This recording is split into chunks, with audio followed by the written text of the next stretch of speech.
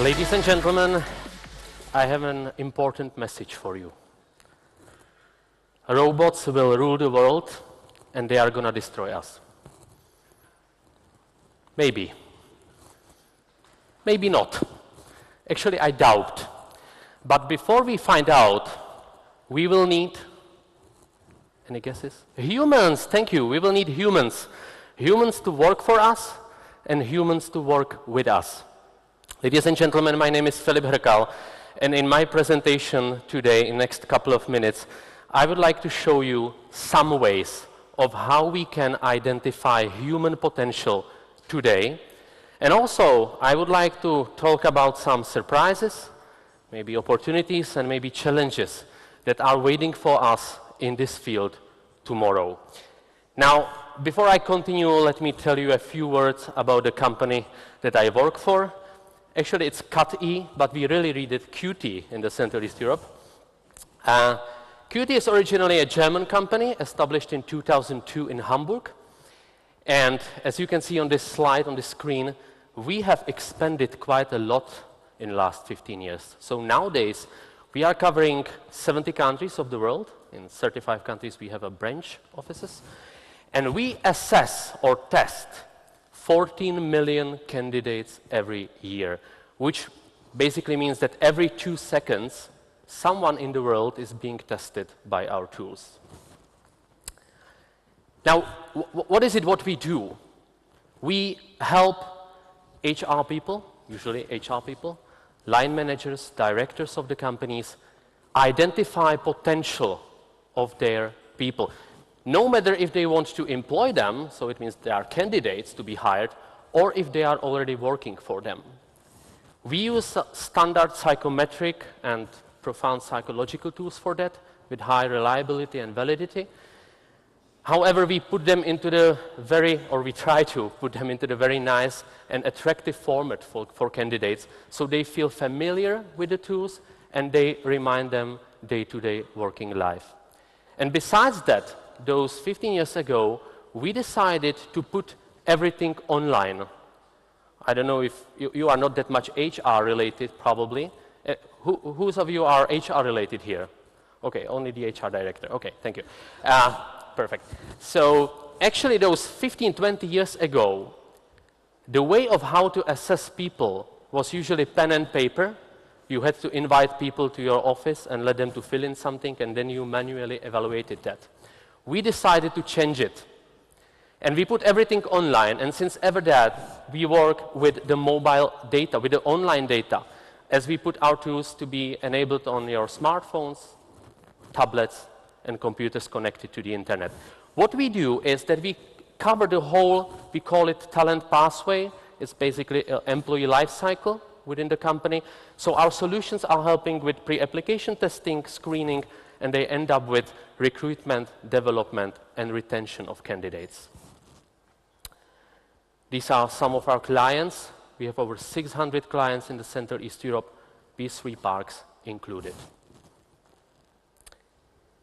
Let me tell you a few words about how assessment of human potential looks like today.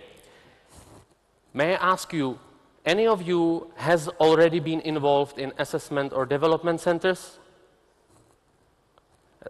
No matter if as a participant or as the one who was assessing. Perfect. A lot of hands up there. So if you think about it, if you assess someone, if you don't know the candidate and you want to uncover his profile, you are basically uncovering pieces of puzzle about the candidate by working with data you collect and by working with their evaluation. And the data can be subjective and objective, and the same is true for their evaluation. So objectively evaluated, objective data are usually presented by tests. Tests, they have right and wrong answers. If I ask you 1 and 1 is, usually 99% of the population would say 2. 0.5% maybe would say 11, because if you write it like this, it's 11. That might be a creative solution, maybe. And the rest would be maybe wrong, and of course then it's really, really, really wrong answer. Questionnaires, though, they have subjective reactions of the candidate, However, today we compare the answers of the candidates with the huge norm groups, with a huge amount of people who went through the same tool to evaluate how is the candidate's perceivement of his or her competencies. In last 15 years, the objective part made a huge progress. I said already that 15, 20 years ago, it was all about pen and paper. Nowadays, everything is online, everything has item generators, everything responds to the candidate, and the data are evaluated immediately. With many of our clients, we assess people in Romania, Czech Republic, England, and we immediately can generate outputs in Norwegian language right after the candidate finished his testing. With questionnaires, we can today, and the assessment today, can very easily cover the key competencies of candidates like influence, networking, people management, and many others. And key behavioral trends or traits, like if someone is being directive, persuasive, socially confident. And we also uncover key motivations of employee. With ability assessments, which are basically tests, though, we can unhide much more, because we can work with numerical data analysis, verbal data analysis, logical thinking, multitasking. We work a lot with air companies like Lufthansa, Ryanair. They test pilots, air traffic controllers. With tools like this, you can see some examples. This is a way of how the numerical data analysis tests look like, mechanical technical understanding test, and then tests for like hand-eye coordination, as I already mentioned. What about outputs? The outputs can be divided based on the client needs. So if we assess candidates for, say, KPMG, we assess 1,200 candidates only in the Czech Republic every year, and the aim is to rank the candidates from the best to the worst performer.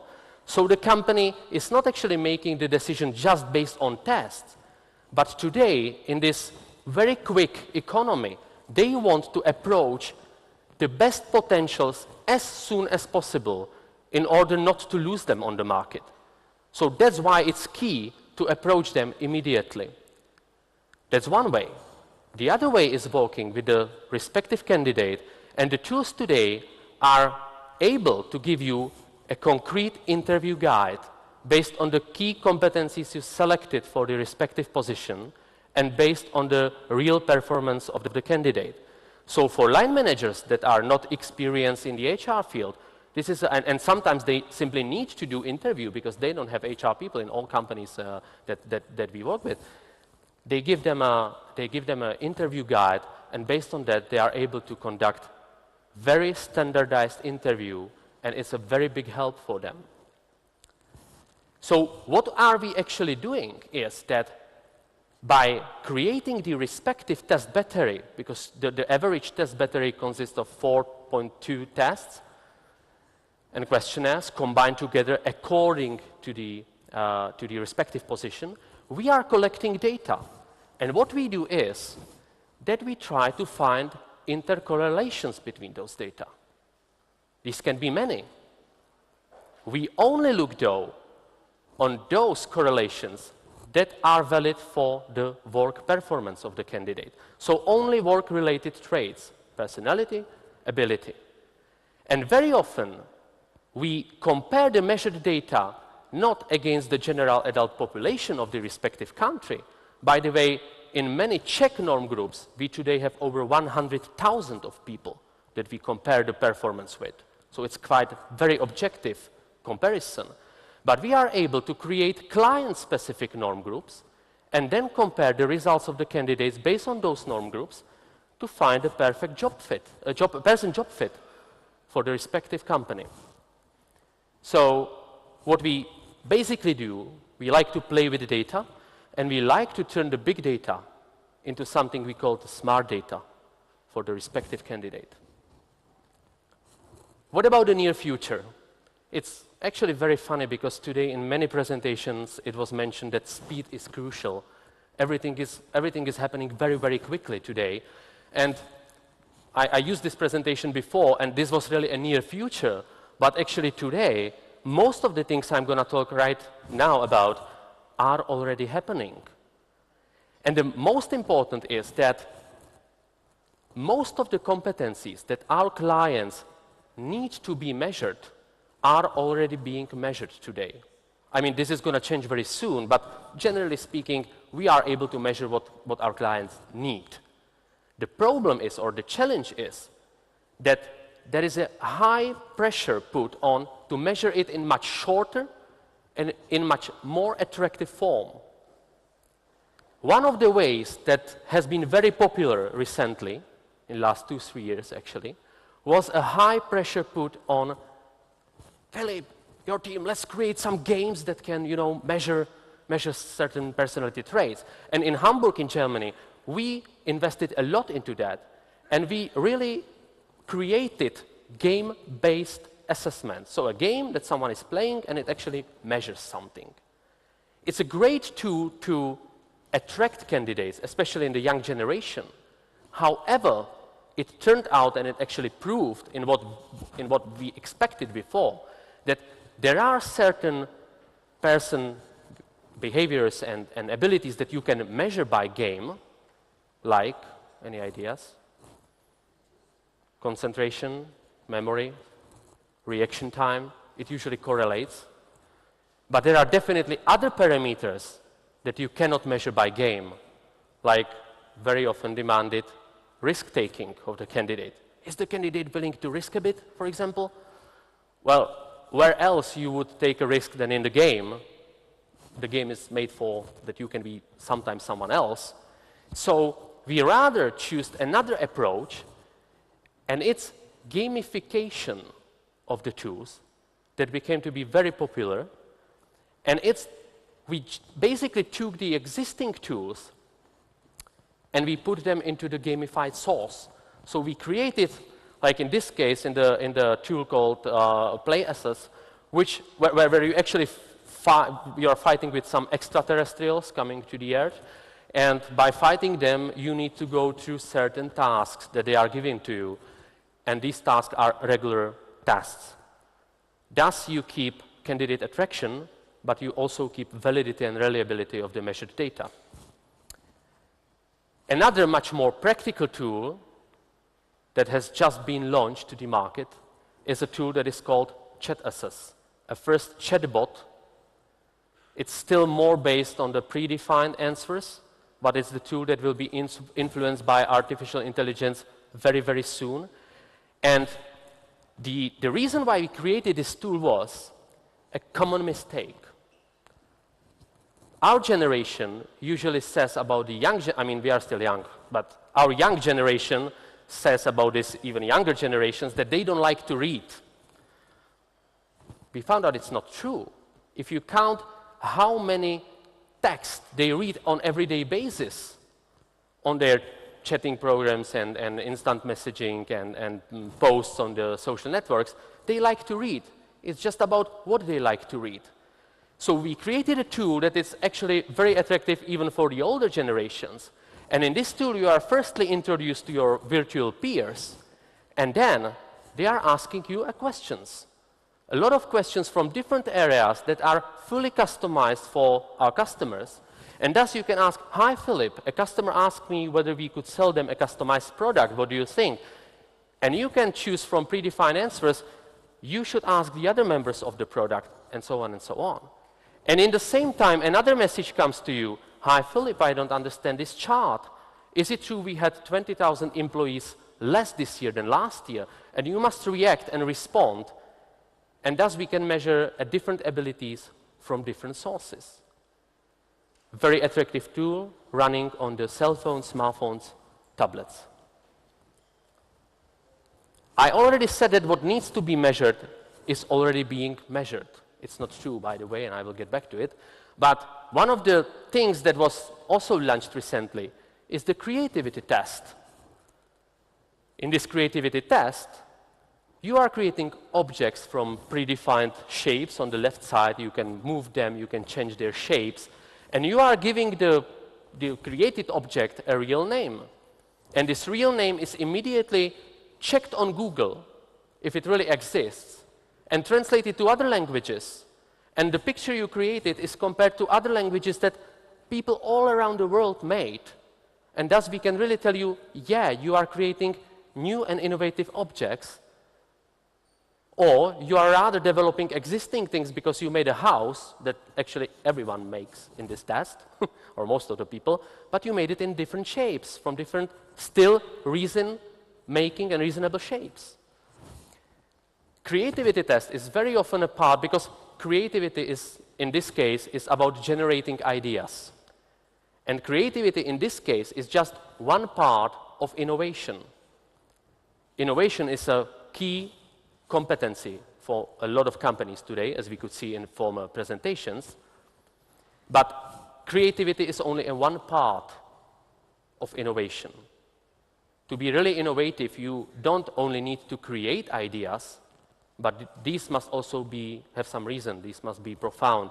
So that's why very often a part of the innovation suite test battery is a logical data test and personality test that approves whether you are able to reveal those creative ideas in the real working life, if you can a little bit fight for them, for example. And I already mentioned integration. So one integration is that tests are being combined together to really measure preciously what you need to measure, but also tools are more and more often implemented together in the systems that you are probably know from your working life, SAP, Oracle, PeopleSoft, many others, with one aim for HR people to have all the data on one place. So the aim is to create, and a lot of companies are actually doing this, that they combine all the tools together, which is also a trend that was not here 10 or 15 years ago. Psychometric testing was about psychology only. Today is a part of much bigger frame where you are actually showing people how the position at your company looks like. You enable them to apply for the position shortly. Then they go immediately through the online assessment, through the video interview, for instance, and it can end up with many other things. Actually, these things, not maybe in 5 years, but maybe in 10, 15 years, will be a lot done by robots in your company that will be able to introduce the company to your potential customers and even screen the first personality attributes immediately on the one place. And I will get to that. Last thing I want to talk about is a tool that we are just now developing. We are now at 92% accuracy, so we cannot go live yet. But one of the things is that 15 years ago, if you want to assess someone, you had to invite him. Today, 90% of our online assessment is done from homes because we have item generators, you cannot prepare for the test. Companies are not afraid to test people from their homes. Sometimes they are afraid, was it really Filip who did the test? So they, even though it proved that people rather try to cheat by themselves or make their personality look nicer than to put like grandmother and grandfather and sister and brother to fill in the test for them. They don't like their future to be decided by someone else. But companies sometimes say, okay, if you are successful from your home, you might be retested at our place in the company, which is not happening, by the way, very, very often. It's going to be a history very soon, because we found out that everyone who is completing tests, a long test battery is like 60 minutes usually, 30 to 90 minutes, everyone reveals individual pattern of behavior, the way of how you move your mouse, the way of how you are responding to things is unique. And thus we are able to say, with 92% accuracy now, and it's going to be improved and improved, whether it was the same person who completed all the 5 tests in the test battery.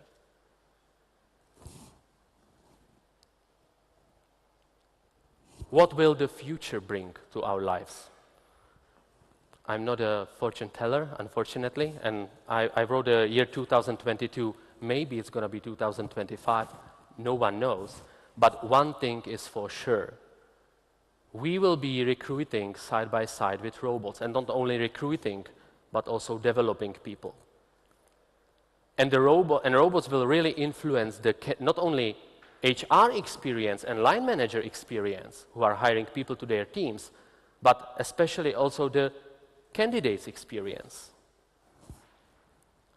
Now, I'm very happy that there was the chart before my presentation where 32%, if I remember correctly, people were afraid to lose jobs, like that it can influence jobs and they can lose it.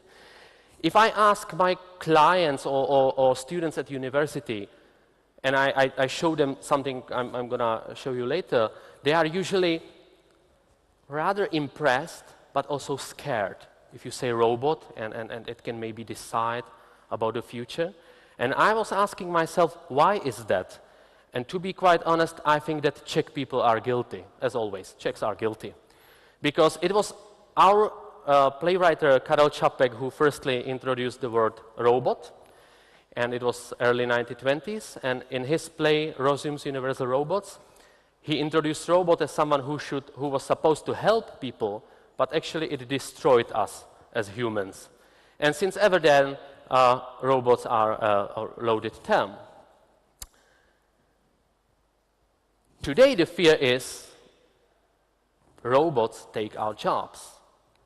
But actually, it's only half of the fear. The other half of the fear is, what if they are going to give them out too? What if they decide whether they will employ someone or not? To calm down the situation a little bit, I have to say that we are far, but at this moment we are not that far. And robots, not maybe in the artificial intelligence sense, are part of the recruitment since 80s. Today robots are helping us. They are helping us with CV scanning. They are helping us with evaluation of the online assessment. It's done automatically. You could see a chatbot a few minutes ago. So robots are here. And if we firstly introduced online psychometric tools those many years ago in the Czech Republic, I remember it quite well, HR people were rather scared. Like, okay, computer will decide. Today, in this very quick economy, with very low unemployment rate, with very huge fight for the talent, they couldn't survive with the immediate results of their candidates in the HR field. We are really witnesses of rising of the intelligent machines, with the rise of artificial intelligence and machine learning. You probably are familiar with many robots. These are some of them. Sophia, which is one of the very first human-like robots. She will have her space today as well. And Papero, and many others. These robots today are able to conduct interview with the facial recognition, with the voice recognition. They are able to react to the opposite side. And we are actually in the phase of teaching them of how to conduct behavioral interview. Not to replace HR people, but to help them, so they could more focus on the human value of the whole process. It's going to take a few years, but it's inevitable that we will get there. The problem is, again, what clients say and what students say, that humans usually prefer to trust their own judgment than the judgment of machine. Would you agree? Maybe some of you are fans of tennis game. There was a nice Laver Cup in Prague a few weeks ago, and I don't really think so. I mean, you know the players, it's usually about a lot of money, the game. If they win or if they lose, well, it can make a difference. Do they really trust more humans in the conflict cases, or to the hawk eye? I think that they trust more to the robot in that case. And we don't need to be in the tennis game.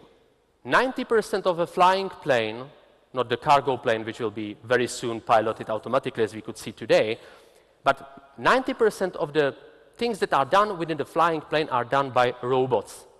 Still, humans are needed to solve conflict cases, conflict situations, troubleshooting, simply. And we don't even need to be in the plane. I think that most of you have, you have your smartphones with you. And you know that maybe for the first time you could see Siri or now or whatever you have in your smartphones, what was probably the reaction? I don't know you, but I think that the first reaction was like, wow, that's cool, but it's also scary where it goes to. But as soon as you found out that it's helping you and it's not threatening you, that actually it's very comfy to sit in the car and just say what you want and your smartphone will give you the answer. It's very comfy. And since then, it's revealed and it's proved by many studies that you are starting to trust to the new intelligence, even though these are still more programmed robots than artificial intelligence, but it's going to change as well soon. In fact, machines are already helping and predicting things. I don't want to go over all of these points, but one that really surprised me is from last week that Google is able to predict with 94% accuracy whether the movie will be a success or not in the cinema. How is it going to be with robots in the workplace? Let me very shortly think about and discuss one thing, and that's the local situation on the Central East Europe level, let's say Czech Republic and Slovakia as the main two countries, because that's actually one of the reasons why robots will definitely be here with us in the future.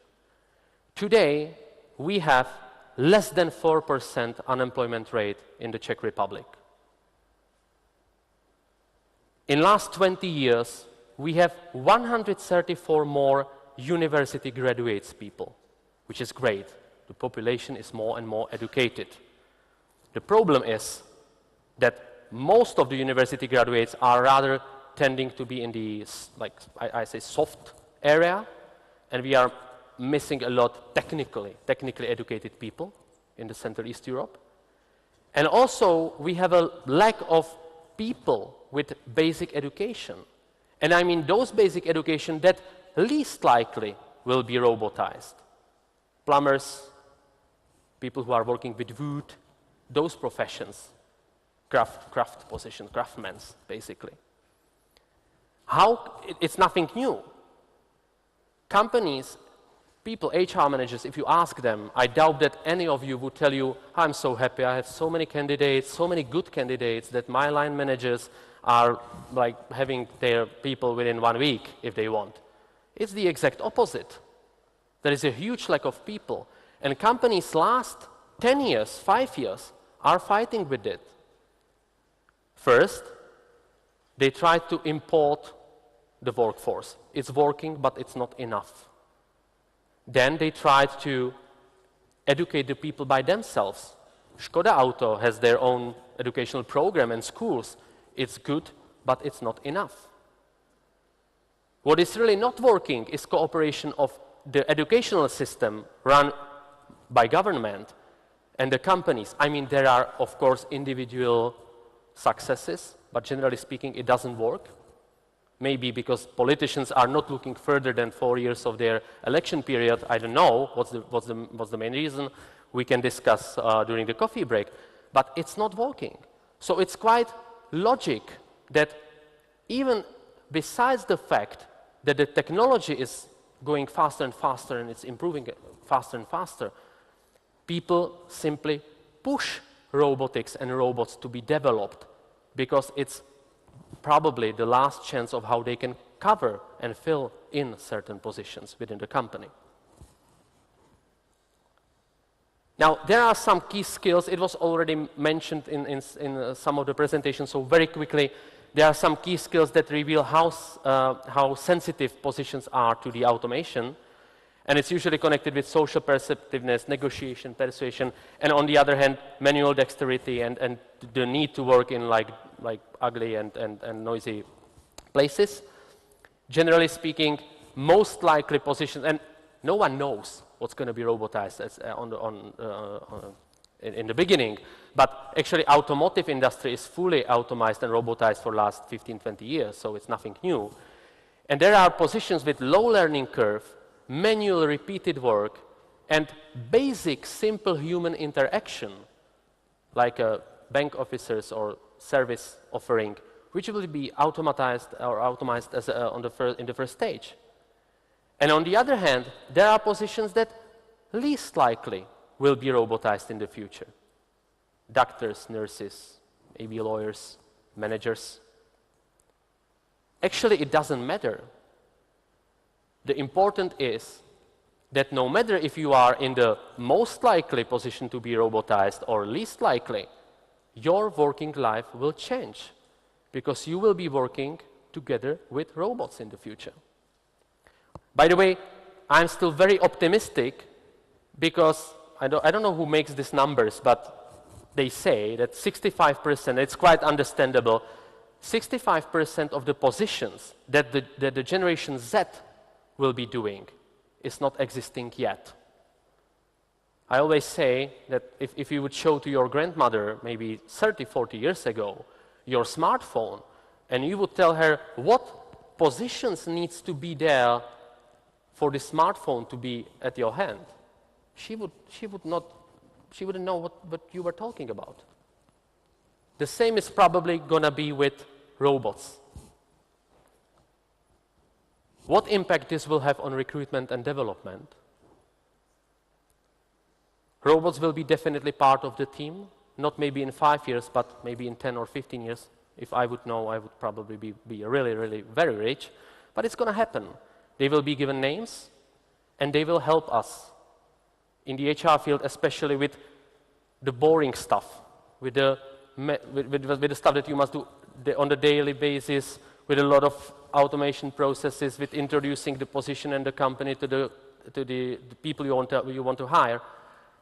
But HR people will have much more space to focus on the human side of working with candidates, on the empathy and many other things.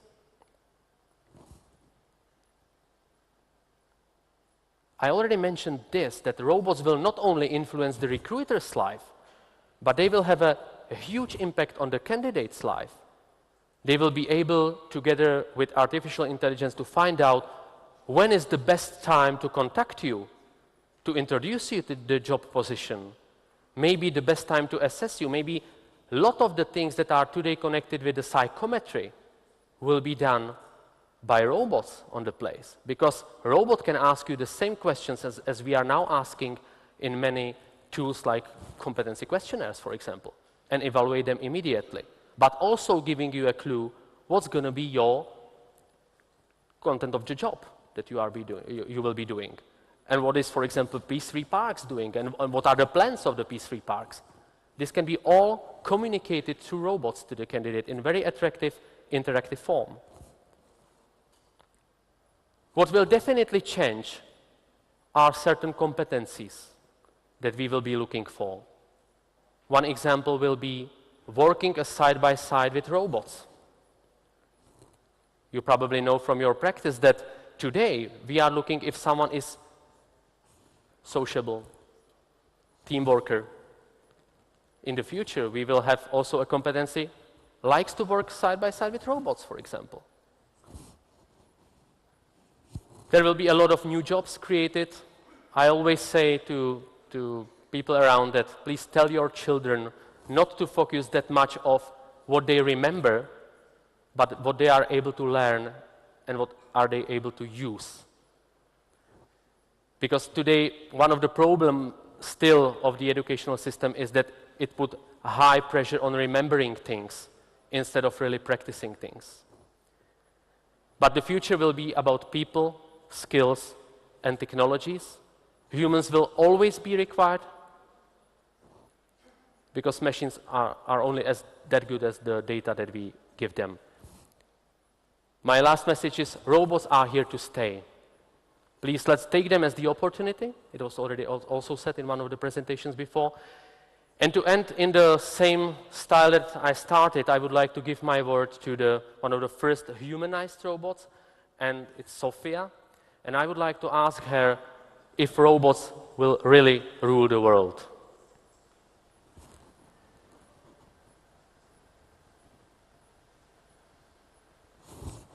And I spoke, you know, will robots rule the world, Sophia?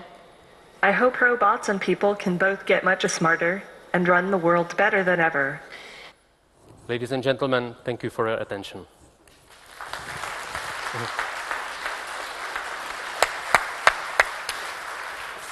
Super. Thanks very much, Filip. Very interesting, and I think the point that you made there about the skills that people will need in terms of the ability, you know, I remember when I was growing up that you were told repeatedly that you had to hold as much information in your head as you possibly could, but now it's actually much more about asking the right question, because I can never hold as much in my head and increasingly less in my head as it moves on. Let's take a look and see what the questions are, because I saw quite a few coming through, one of which included, does that mean recruitment is dead? Interesting one. So take a look at those, see which ones you want to pick up. Data security and privacy, interesting. I mean, and that issue, I mean, which we didn't touch on in a way, but the hiring process, is it based only on AI, or do you see that the human intervention part of that more? Do you see it becoming depersonalized? I think that we must be very careful with that. And even I'm really a huge fan of new technologies. I still think that we must really take care about the human value in the whole process. So I personally, I cannot imagine to put, as I cannot imagine to decide only based on tests and questionnaires today, I cannot imagine to decide only based on artificial intelligence. By the way, it cannot happen. I will give you one example. If you would leave, it's just imagination, but imagine we would have a robot like Sophia using artificial intelligence to hire people. Maybe soon she would start to prefer, during the hiring process, men over women. Why? Because she would evaluate that women has more risks to leave the company for the maternity leave, for example. So we don't know. It was in one of the presentations in the morning, we don't know what will happen. We don't know all the what if then. So there will always be need a human touch in the recruitment process. But I think that the artificial intelligence will speed up the process, which is necessary today in order not to lose the good candidates and the good competencies for the company to be competitive. I'm sorry, I really like the last one, or the last one. There was like, if I were hired by QT by using company assessment programs, yes, and I have to say that all the people in my team always must go to the QT online assessment. Hired by text, hired by text. Data security and privacy, how do you see that? How about that a second? Because if you're taking a lot of data about, I mean, this is the question I assume is that you're taking a lot of data on board, some of that which you're saying you're rejecting, but presumably it's still there somewhere. Another huge topic, actually. I don't know who of you is familiar with a guy called Michel Kosinski. He's one of the guys that really, on the, I think it was Stanford University, sorry, they created a Facebook profile analyzer, which could predict a lot of things about people based on their Facebook profiles, which is very good, but also very sensitive.